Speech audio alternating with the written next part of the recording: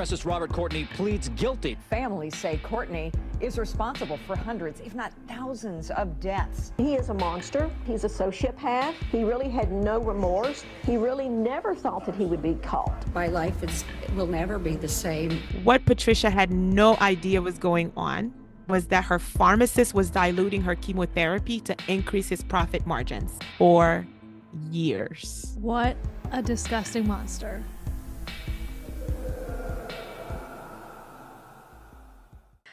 Hello, everybody. Welcome to the Halloween episode. In a moment here, Saleh and I will be revealing our costumes to each other. And FYI, our theme is Girl Boss.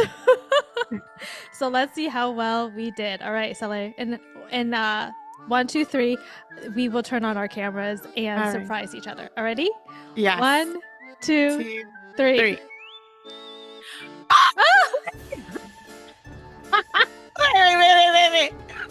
I knew it. I'm a queen bee, baby. Yes. I'm a queen bee, baby. Oh my God. You got a whole wig? No, this is my hair. Oh my God. It's just curly. It's just a curly hair. Oh my God. Look at your costume. Let me see your wings. You made me fly, queen, fly. I made a promise last year that I was going to wear a costume, and she said, girl boss. And I just kept rocking my brain. I was thinking at first, it was like, I could do Tyra Banks. Oh my God. Because it's like, she's such a mogul growing up, watching her and stuff. And then I was thinking, and I was like, well, I think I'm going to go with nature's girl boss. I want to be I love it. I was going to be a Mulan. I really thought that. I remember. But then the costume itself was way too complicated. And I was like, I might have to make it. I might have to make my own costume. But then I was like, I don't have time for this. So I just got a green hat. This is actually green scrubs. Yeah. So then I can reuse it. You see? You see how I do? Girl boss thinking. Who are you? For people listening, you haven't said it. Oh, right. Hi, everybody. I'm Raygun. She is Raygun, y'all.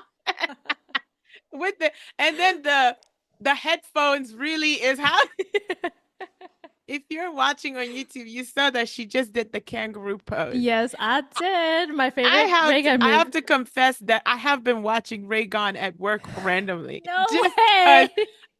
It just makes me laugh so hard. I love it. All right, everybody. So today's episode is a Halloween episode. And it's also a pharmacy and true crime. Yes. So let's get all into it. Hey, RX friends. Thank you for joining us for another pharmacy and true crime episode. This series is where we travel down the dark side of medications and healthcare and ask ourselves, what can we learn from this horrific event to be better healthcare providers? Yes. My name is Sue. If it's your first time, welcome. I'm Saleh, everybody. Also known as Queen Bee and Raygun. And we are coming to you today. I've been preparing for this episode because I really wanted to get it right for so many reasons, because yet again, we're talking about a trashy pharmacist. Oh my goodness. Okay, and that's why she told me to put the red lip on. The red lipstick. I requested red lipstick too today because there's going to be too many let's think about this real quick moments today. What are we going to be talking about today? Because I actually have no idea about the topic. Saleh is the one with the glasses on. She is ready to spill the tea. I am. And this thing is piping hot. Okay. This is, so I'm going to start. I wanted to start with just trying to prime you. Like, when I say they not like us, have you been following pop culture right now? Like, if I say they not like us, does that trigger anything in your mind? I follow pop culture, but I don't know what this is. What is this? They not like us. They not like us. They not like us. There's a very popular song out right now by rapper Kendrick Lamar. Kendrick and Drake beef has been going on. I am familiar. Okay. Okay, so he put this "They Not Like Us" song out to diss Drake. There's a whole lot of subliminals in there, but I start with "They Not Like Us" because today's pharmacist, he is not like us. He is nothing I'm also us. really laughing of your little bumblebee. Do you see that? They're going to be working overtime today because there's going to be a lot of this going on up in here today. Oh my gosh. So I really just wanted to establish right from the beginning that this guy right here is nothing like us. This is your walking, talking, straight up nightmare. This guy is a monster. Like, again, look in the dictionary for the definition of monster. He's sitting right next to it. He's like this. Oh my God, stop. No, I do want to preface before we jump into all of these things is that this is going to be a pretty serious conversation, but like all of our episodes, we tend to just be really goofy with each other. That's just kind of our personality. So I hope that you guys don't take that into that we're making fun of the situation. It's just or that we're making light of the situation. This is your real healthcare boogeyman. Imagine you've been told you have cancer. You have stage 2 breast cancer, to be exact. Your doctor and oncologist tells you it's still early. What you have is serious, but it's treatable. But you need to act fast. By acting fast, your chances of actually beating this breast cancer is possible. You have a chance at beating this thing. This was the real life story for a patient by the name of Miss Patricia. She was 48 years old, school teacher. Her doctor referred her to a specialty pharmacy where her chemotherapy prescriptions were going through by a gentleman named Robert Courtney. And she never doubted for a second that she was receiving what she needed for life. What Patricia had no idea was going on was that her pharmacist was diluting her chemotherapy to increase his profit margins. Not only that, he had been doing this for years. What a disgusting monster. Like, for years. This has been something he's done. He was profit? For profit. For profit. And I think this is where get into healthcare. Oh my God. Like, I do not understand. I don't understand it. There's so many Be things. A realtor. I don't fucking know. Like, be anything else. Too many options for profit. And today we're going to dive deep into the life and crimes of Robert Courtney, a pharmacist whose action not only shattered lives, but rocked the very foundation of trusted healthcare system. It makes you think and question if you're not feeling well or you're having certain responses. Is my pharmacist doing this correctly? Is my pharmacist doing this right?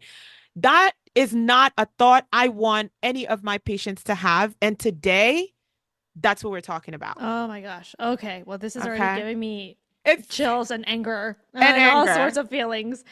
All right, guys. We start with just understanding who Mr. Courtney was. Robert Courtney, and how did he end up in the position of power over people's lives, right? Yeah. Many ways, he was the epitome of a small town pharmacist. He grew up in the Midwest and graduated from the University of Missouri, Kansas City School of Pharmacy in 1970s. Early in his career, he worked various local pharmacy jobs and gained a lot of experience, trusted, and eventually decided to open his own practice. An entrepreneur. Up until this point, I'm reading about this guy and I'm like, yes, Robert, do your thing. You went around, you learned the skills, you picked up what you could, and then decided, you know what, I'm going to strike out on my own. All of this is really admirable, right? So far, green flags. Yes. No, green flags.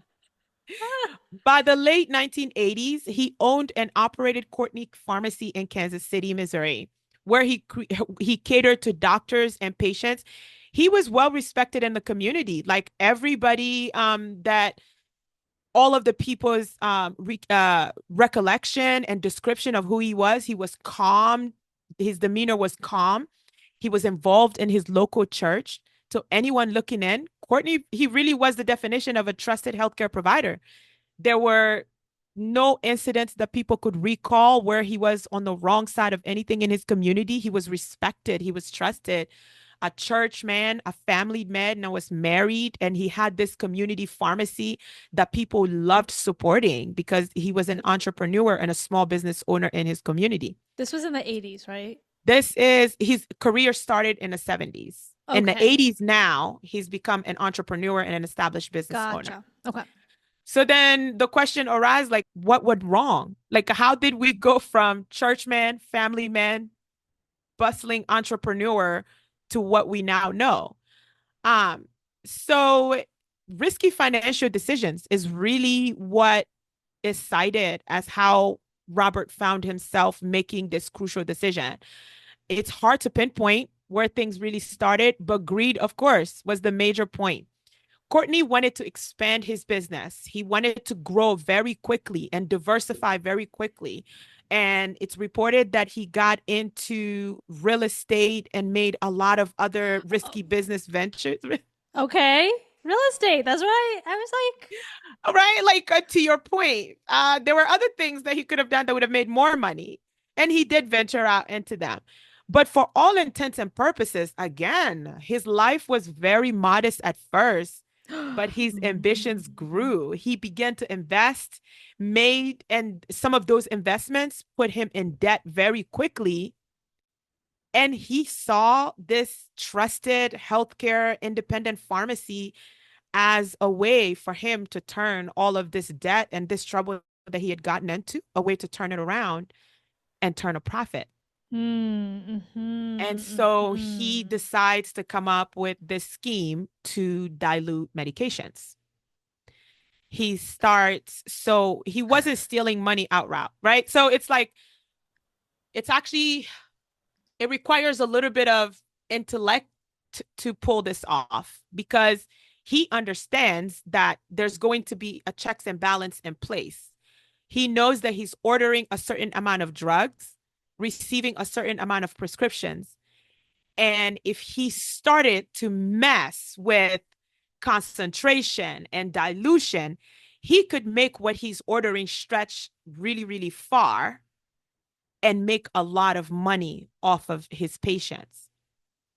And so beginning in the early 90s, that's when this thing began for him.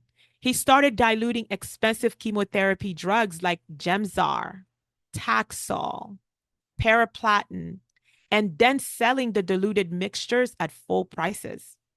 wow. For nearly a decade, he tampered with over 98,000 prescriptions. 98,000? Yeah. Oh my God. For how long? You said a whole decade? A whole decade. And wow. That is so, that is so disturbing, because I think that he picked chemotherapy specifically. yes. Number one, I think it is one of those higher cost medications that will probably, I imagine, get higher reimbursement. But number two, the mortality rates in these population is much higher than what you would expect if you go in and get your, like, I don't know what other infusions out there, like Xolair or something, like like if the mortality rates for your patients are higher, it's like, well, it's the patient population, it's the progression of the disease. It's not the drugs, it's cancer. Okay. You know what I mean? And that's so I think that is like the exactly- creepy strategy that he had. Like, what a freaking creep. What a creepy strategy. But also the people who are the most sick and needs these medications. Like, thank you. So disturbing. That's so disturbing, because you're touching on the point that people were like, how could he do? Because as I'm researching this, the question is singular. How did he do this for so long and get away with it? And you just touched on it. These are sick people that are getting sicker because the medications that they are giving makes them sicker before they feel better. And also, they are expected to get sicker if the medication doesn't work. So it's a lot more challenging to differentiate if the patients are getting sicker because they're being undertreated, or if they're getting sicker because the drug is doing what it's supposed to do. And that is exactly what Patricia thought. Oh, that's so upsetting. Isn't that sad? And so what some of the legal court papers were saying was, some of the patients, and I have patients who've actually verbalized this to me before, I just didn't know that it was such a popular or common occurrence. But for some patients, and my mom, as you know, went through chemotherapy. We went through this process with my mom for 3 years after her diagnosis with ovarian cancer in 2021. Every time my mom would go to chemotherapy and she would come home and she'd be so tired and so beat down, she would be like, this medicine must be working overtime. This medicine must be working really, really hard today because for this last few days, this cycle really beat me down. It almost made her give her hope in a sense when she would have these really difficult treatment courses. So as I'm reading these patient account where they're having these medications that have been diluted, but they never thought to report that they weren't feeling better as treatment progressed, because in their mind, the medication is doing the thing. You also don't know what to expect. Yeah. You know, sometimes when you're diagnosed with cancer and then you're put on chemotherapy, from at least from me, even though I'm in healthcare, I don't deal with a lot of oncology patients. And so if I were in the patient's shoes, I would be like, yeah, I think this is just the progression of the disease. These medications are harsh on the body. You can't really, you can't pinpoint it, kind of like what you said. So it's such a disgusting thing to realize that and then take advantage of that, situation. Exploit that. Who sits down? Yeah, right. Who sits down and thinks about all of those little angles? Because you can't convince me that he didn't think about this thoroughly and completely to know that this would be an advantage of his scheme, that it would be an incredibly difficult scheme to uncover, right? Hey y'all, so this is going to be one of the few updates that we're going to make throughout this episode. I did some deeper dive into the case after we recorded, and I thought I'd share some of the extra information that I found. So in this particular case, Gemzar was the medication, the chemotherapy in question, and at the time when it was being marketed, it was being marketed as a new chemotherapy that had low side effect profiles. And so that's one of the reasons why it was so difficult to identify that there was something wrong when patients weren't really experiencing the expected side effects that you would expect from chemotherapy. Let's go back to the regular programming. It's documented that he diluted some of these prescription down to as little as 1/10 of the prescription strength. And patients would have no clue. To understand the next part of this whole thing, I have to talk a little bit about chemotherapy agents, because I know that some of our audience, either you're a student, you haven't had a chance yet to learn about chemotherapy agents and how they work, or you're a non-healthcare person at all, right? Or you don't deal with oncology patients. You don't deal like with me. oncology. Please educate right away. Exactly. So there's a lot of work that goes into helping patients prepare for chemotherapy when they're going to start chemotherapy, because of all of the mental, emotional, and physical toll that treatment is going to take on their body. In actuality, these agents have grown an indication. In the beginning, they were used just for cancer. When chemotherapy first emerged, it was rapidly dividing cells. And at that point, we were really just thinking that cancer cells are rapidly dividing cells, these things that just start invading the body. We invent something chemically to stop them from being able to do that. Today, chemotherapy agents or DOC classifications are used for things like inflammatory diseases, autoimmune diseases in some cases. But the problem is they are non-selective. Because they target rapidly dividing cells, they don't discriminate. They go in and they attack everything that is rapidly dividing. So what that means is you have to tell your patients your hair, your skin, your nail, the mucosal lining of your body, inside of your mouth, inside of your gut. These are all colonized by rapidly dividing cells, and the chemotherapy is going to attack it. So we prepare the patients for things like thrush in their mouth, diarrhea, hair loss, your skin. I mean, the hair on your skin, it becomes so smooth. I used to love rubbing my mom's skin because there was no hair. Hairless, it was this weird thing. And she had this glow on her skin because there was no hair anywhere on her skin, but it attacks rapidly dividing cells. And so patients get sick. They are tired. They are exhausted. So for patients like Patricia, they recount that when they started to feel sick and they were asked, well, why didn't you tell the doctor or talk about it? To your point, they just thought the drug was working over time because I've been educated that I'm going to feel really tired, really exhausted. And they just assumed that the chemo was working.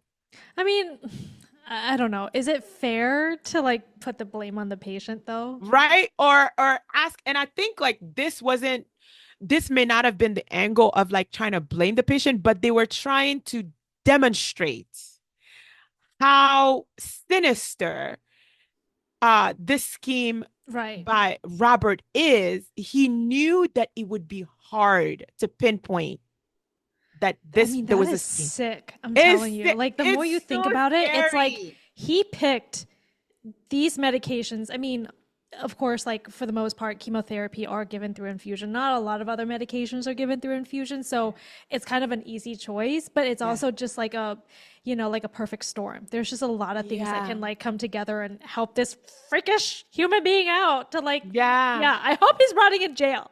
I mean, I know that like we haven't gone there. I don't know. I hope horrible things are happening to him right now. I'm sorry. She's like, I'm over even figuring out how he got caught. I just want to know, did he go to prison and is he still in prison? Right.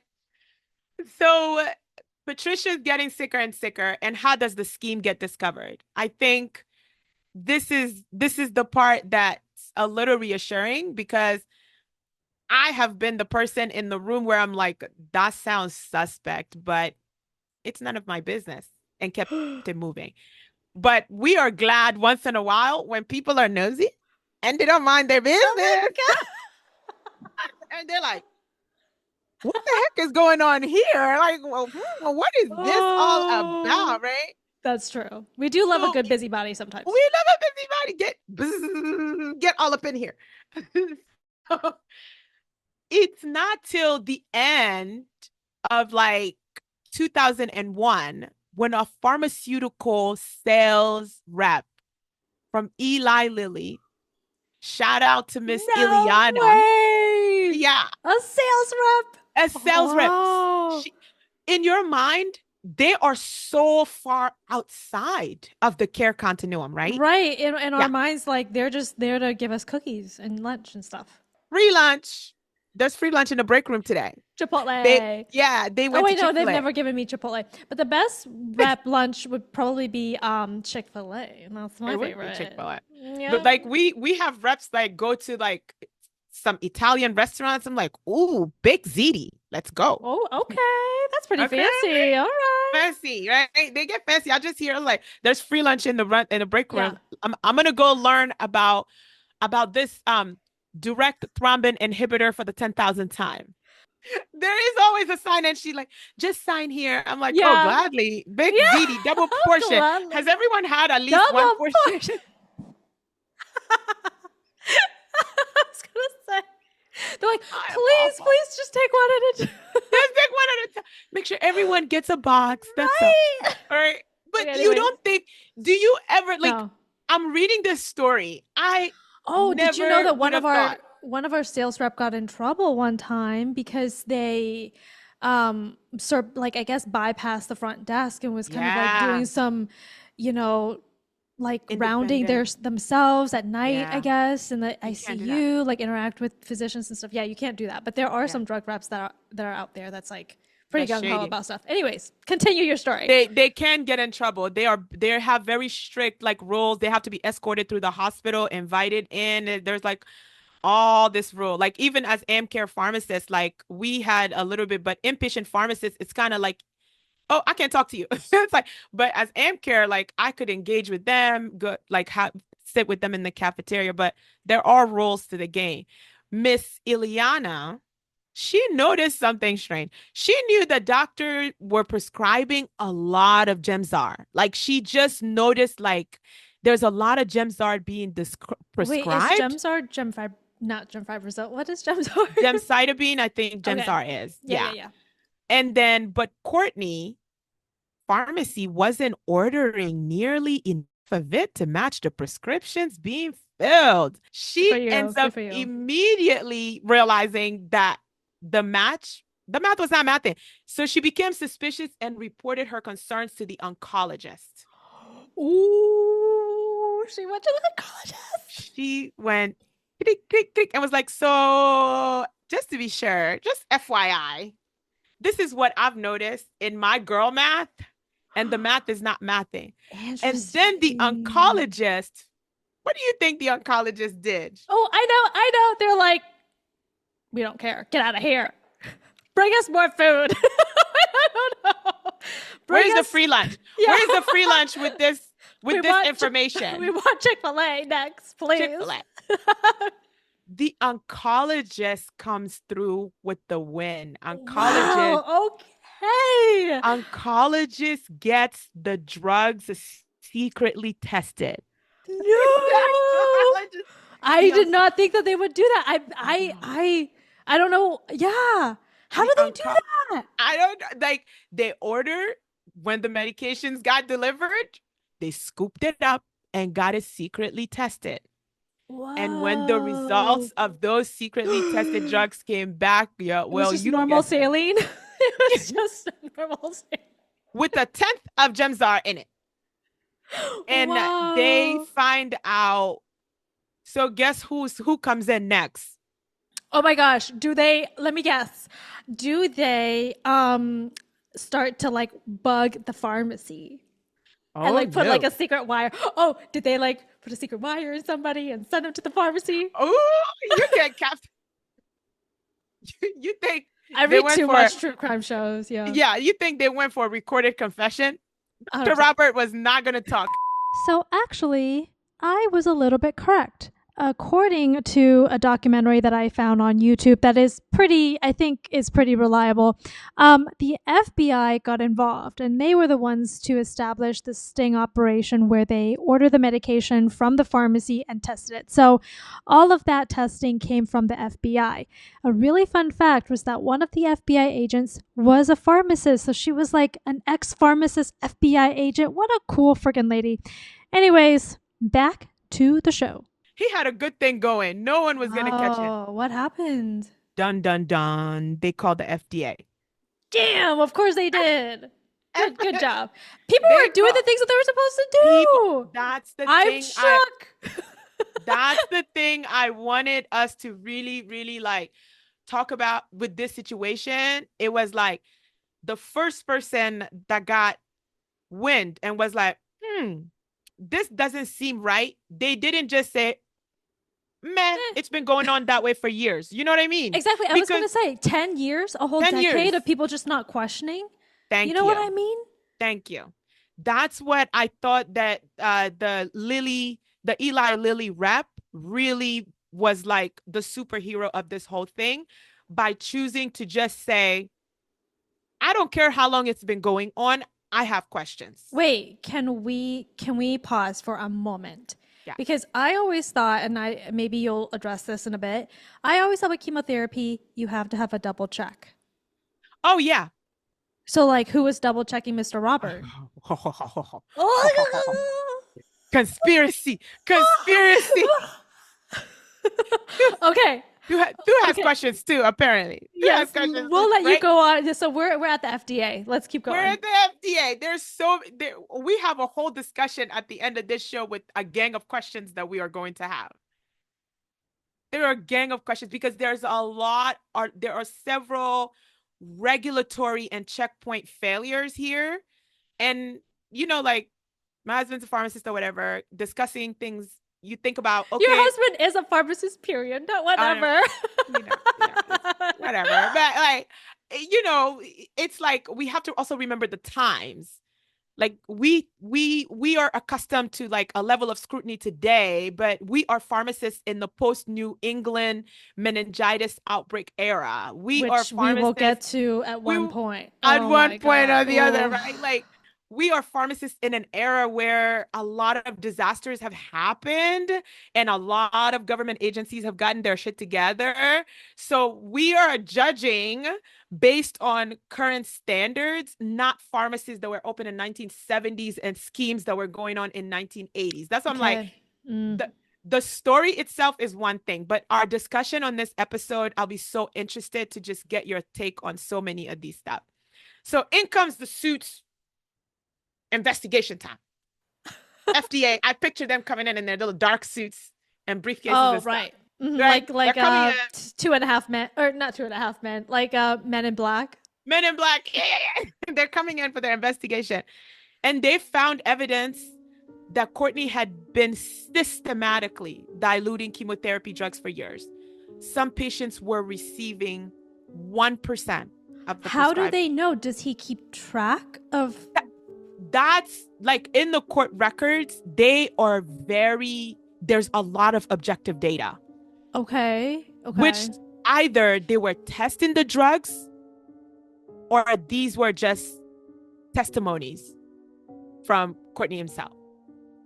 Right? Once the investigation began, Courtney carefully constructed world quickly unraveled. Authorities discovered that he diluted not just cancer medications, but the wide range of serious condition.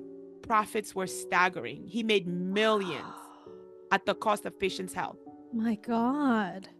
The court case, which to me, you'll have questions and I'll answer them, but it was difficult to read because there were things that are in the court documents that were difficult for me to see and read. Number one, as a person who's now been personally touched by cancer. And number two, as a person who prides herself on like, I will go to the deepest, darkest pits of hell to get my patients what they need. Mm-hmm. Like, I don't play around about my patients. Like, I don't let bureaucracy stand in my way. I'm definitely not letting hospital administration tell me you can only do this and not that when it's become clear that this is what my patient needs, right? So learning that somebody who took an oath to do exactly what I do did the things that he did, it was difficult to read and now difficult to recount. But the state's case against him was airtight. He was charged with 20 different felonies, tampering with consumer products, adulterating drugs. Prosecutors presented clear evidence of the diluted chemotherapy drugs, as well as testimony from devastated patients, families, employees, some of whom claimed they didn't know. Discussion, we'll get to it. How you don't know? There has to be a process for double checking, but we'll talk about that in a bit, right? He didn't have much of a defense. So he was kind of like, he pled guilty.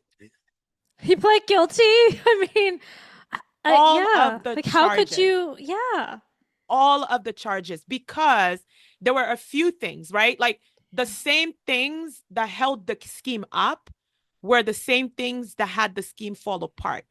Everything can be mathematically calculated and worked backwards. If you're ordering this much and you're dispensing this much, the amount of IV fluids you order, the amount of IV fluids that go out, the amount of drugs that come in, the amount of drugs that stay here, the amount of drugs on your shelf, the billing that goes out to insurance for materials and different things. The math was easy to work out backwards. So the government's case had a lot of numbers to substantiate their claim. And of course, they're able to show that 4,000 patients had received diluted medications. 4,000. Profits. My God. Profits. Millions of dollars in profits in those 10 years. My God. He pled guilty.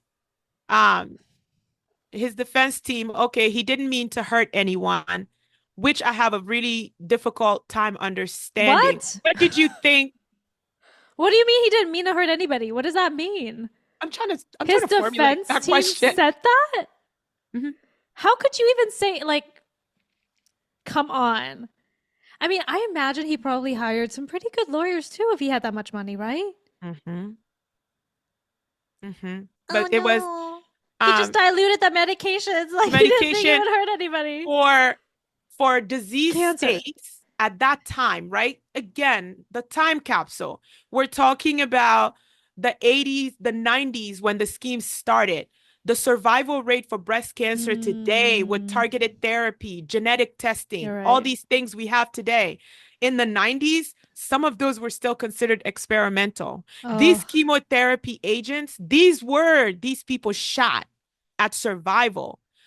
My friend, what the fuck do you mean you didn't know that you didn't mean to hurt anyone? my God. That's Help me understand. horrible.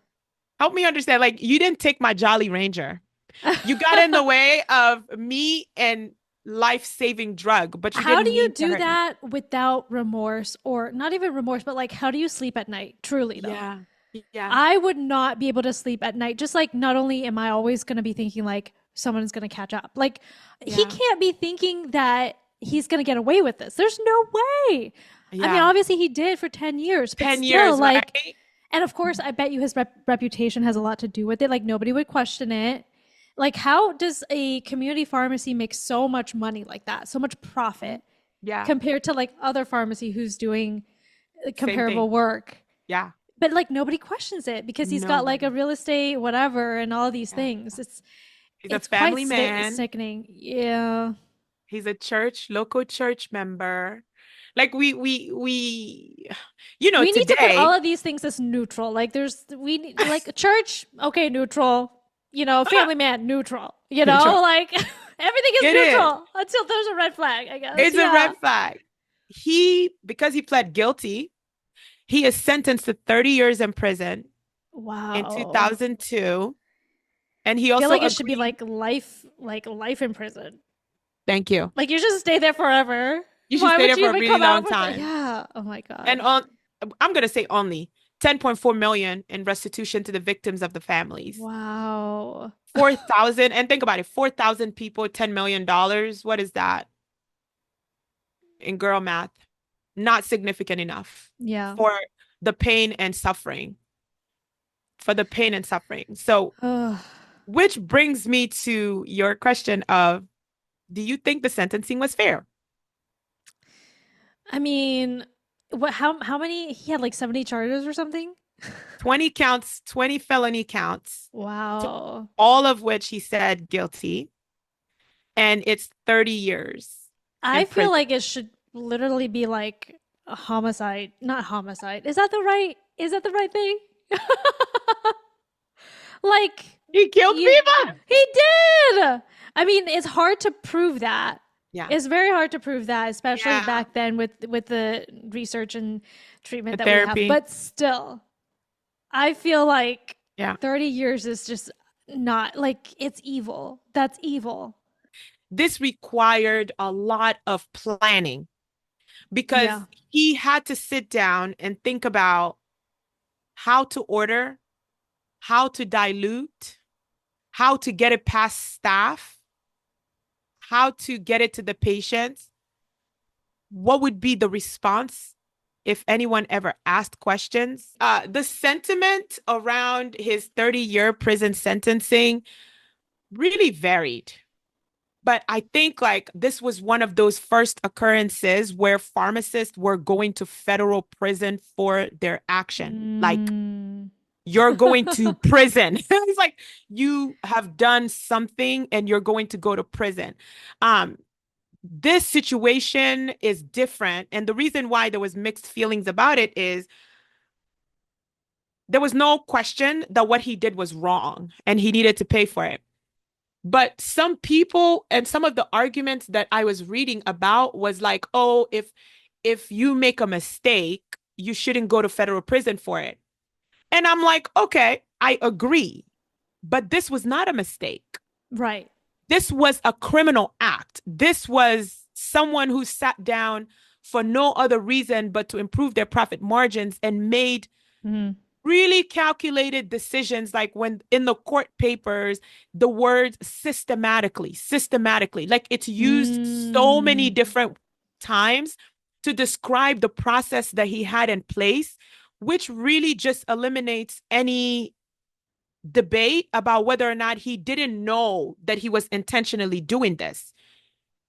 my guy, you knew exactly what you were this doing. is all intentional. But that is an interesting point, because remember a couple of years ago where the nurse gave the wrong medication? She administered what does she administer instead? I think she administered like etomidate or something like that. I think she wanted a Tom, but then gave sucks. She administered a paralytic. Right. Patient basically can't breathe. You can't they're breathe. completely paralyzed. And you're conscious of it. Yeah. Ugh. Something really, really scary happened like that. Yeah. And she went to federal court, right? And was found guilty, I believe. Guilty. There was a lot of things around, well, what if you make a mistake in a stressful situation like that? Can healthcare providers be held accountable in a way? Is it a system problem? Is it a process problem? Can you actually put people in prison? Like, that's a really scary thing for healthcare providers to have to face, like, because mistakes happen all the time. So the case was actually about a nurse. Her last name is Vaught, 38, a former nurse at Vanderbilt University Medical Center in Nashville, who faced up to 8 years in prison. In March, she was convicted of this was March of 2022, convicted of criminally negligent homicide and gross neglect of an impaired adult for the 2017 death of a 75-year-old patient, Charlene Murphy.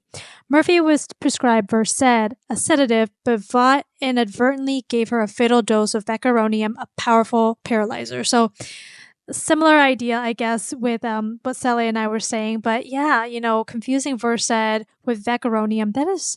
I'm not saying that can happen to anybody, but it is definitely one of those things where I think could be a process error. Anyways, back to the show. It's actually really, really scary. You're working in an environment where if you make a mistake, you could kill somebody. It's a really scary thing. But this is different. Yeah. This man was intentionally doing something that he knows is wrong. Yes. This is not the same as like making a mistake. No. And that's why I thought like life in prison. Yeah. You know what I mean? Because he was intentionally hurting people. Let me tell you who's glad you were not the judge on the bench. Okay? Like, Robert Courtney is very glad you're not a judge on the bench, because that 30 years, like we're talking about 2002, it's been 30 years. Wow.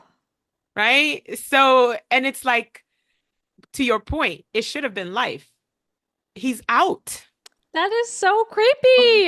That is so creepy that all those things happened the way they did. I mean, I guess his life is completely ruined. I know. Point. So I know. He's not in the position to hurt other people, but it's still like, gosh, it's so scary. Hey y'all, we're taking a quick break to say thank you so much for listening. We're working hard behind the scenes to give you the best pharmacy show possible. If you find our work valuable in any way, please help support. We're selling merch, friendship bracelets for RX Friends, available on rxfriendsshop.com. As always, thank you so much for tuning in. Okay, back to the show. I wanted us to circle back on our time capsule of this case. What existed 30 years ago that could have prevented this? If we think about it, right? It wasn't until, like, based on my research, 2006, that ISMP, which is the International Governing Body on Medication Safety, came out and started asking for comments on their desire to create high alert classifications of drugs. That was 2006. That didn't become nationally recognized like around till 2008. Wow. So that's wild. Right? Like, Robert Courtney is a beneficiary of the time that he was in. Would Robert Courtney be able to do this today? Do you think? Today? I don't think so, because like I mentioned, there's always and I don't know when this happened, but you always know that there always has to be a double check. Yeah. There's with chemotherapy, and I don't do a lot of chemotherapy. And I also don't work in the inpatient pharmacy side. So I don't always see all the documentation that is required for chemotherapy, but there's a lot of documentation. Sometimes it takes an hour to just approve all the medications, make sure that the dosage is correct, double checking the doctor's work, double checking everything, knowing when the last dose was, and doing all of these things. Right. And then you double check literally all the steps of the process of compounding the drug in the inpatient side. So it takes a long time, and then you bring it up to the nurse and they do a whole set of double checking. Yes. So chemotherapy is one of those types of agents that has a lot of regulation and a lot of like double checking around it. So that's why I'm shocked that this even happened back then. And I'm curious when the whole like the extra security around chemotherapy happened. Was it because of this case that happened or what? Like those would be some of my questions, because no, I don't think he would be able to do that today. But then again, there's so many freaking sketchy people out there that like you really don't know. You know what I mean? Because so one thing that came to mind is that certain medications come in a specific like dosage. Like it comes in a 50 milligram vials or something. And let's say, I'm just going to throw out some random numbers, but if the medication comes in a 50 milligram vial and the patient needs 80 milligrams, then you do one, like 1.5 almost of the vials. What if people then use that, leftover dose instead of discarding it, using it for the next patient, which you're not supposed to do. Some of these vials, you can only poke it one time. There are multi-use vials, and then there is a one-time use vial. So, and that's for sterility and everything like that. Something like that. And I think to save money, to make money, whatever. Make money, save money, minimize waste, right? There are all these terms that can be used around it. From personal experience of pretty much going to an infusion center site with my mom every week with some of her courses, it's the most heavily regulated process I've witnessed, right? They don't even make the drug until they get labs on her because the dosing has to be so specific that it's based on how she showed up that day, her platelet count that day, her hemoglobin count that day, her weight, her blood pressure. All of this is taken into account. The oncologist does a calculation that goes to the pharmacy. The pharmacist does another set of calculation. We could be at the infusion center for 2 hours hanging out before anything is hung. And they utilize those first couple of hours to give her pre-med nausea medication, all these different things, anxiolytics. She came at times very anxious about treatment. They do all these things to prepare her body to be able to handle the medication that she's going to be administered. But exactly like what you described, it comes in a bag and the nurse has to wait for another nurse. They verify everything, her name, her date of birth, to make sure that all this stuff is correct. But has it been that tightly regulated all along? ISMP doesn't even create high alert is not a thought till 2006 or so. Has double check always been part of that process? We want to know answers to these things, by the way, because I think it's good for discussion. But this case, like, as I was reading it, I was angry, as I told you, because I'm still processing my grief of having lost my mom to cancer. And the idea that some of these people affected by Robert Courtney had things like stage 2. We didn't have that luxury or that luck. We were diagnosed, it was stage 4. We always knew that it was going to be a very difficult road. And she had the courage to fight for as long as she did. But the idea that something like this happened to that patient population, that really hurt, and that really broke my heart. And we share the stories of true crime here, like Thu was saying, that like we joke about it, like we're joking, like the oncologist secretly tested the bag. Like I think, like I'm picturing like a Pinky in the Brain, like the bag being sneaked around the corner and taken to like a secret lab to do all this in clandestine ways. But reality is the healthcare system has people in it, and people are flawed. The problem too, when you mix healthcare with money or greed, it's such a scary, scary thing. And I think that there probably is a ethical way of doing that. But it's just something very strange about money with some people. It's like once they start making more money, it's like an addiction of like, how can I even make more and more? And, you know, sometimes we talk about ambition. Yeah. But, you know, all of that has to be reined in with ethical practices. Absolutely. You know, and I say like, out of everything that you can criticize me on, my integrity is not up for discussion. And so for me, as a healthcare provider, I value my integrity, and I know that if push comes to shove, I will choose integrity over money. But that's not the case with a lot of people, especially people in power.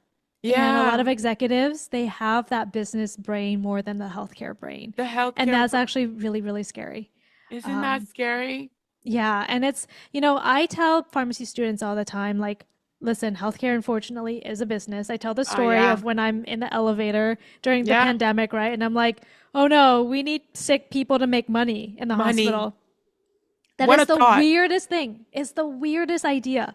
And then you go down the conspiracy theory of like, okay, so then how are we keeping people sick? And how are we making money? And things like that, you know? Yeah. And it's an interesting industry in that way. Because all of us, majority of, like, you were like, if you wanted to make money, go do something else. I want to echo that. I want to echo that sentiment here.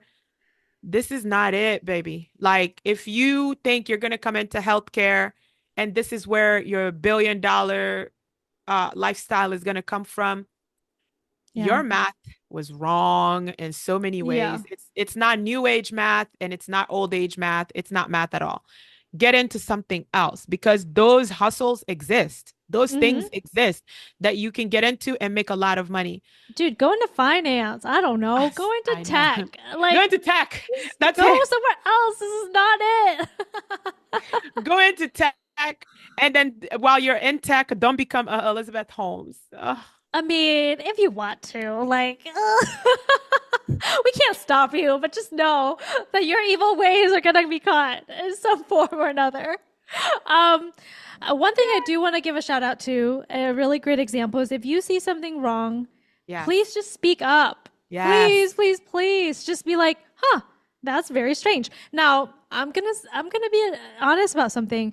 That is like one of my favorite things about being a pharmacist, is like catching errors. And it's like, it makes my day. It literally does. The other day, a while ago, I had a patient who his atrial fibrillation just couldn't be controlled. Like, it just really couldn't be controlled. I see them escalating therapy.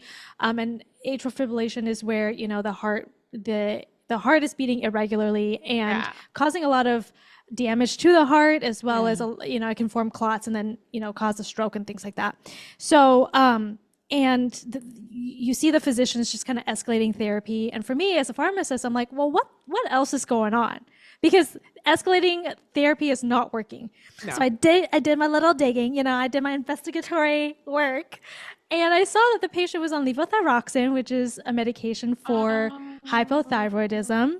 And on further discovery, I saw that the patient came from a nursing home, but when he was at the nursing home was not on levothyroxine. For some reason, due to medication errors, he was restarted on levothyroxine in the hospital, and we checked his thyroid level, and it was really high. The thyroid level was really high because the medication was working overtime, causing irregular heart rate. Oh my gosh.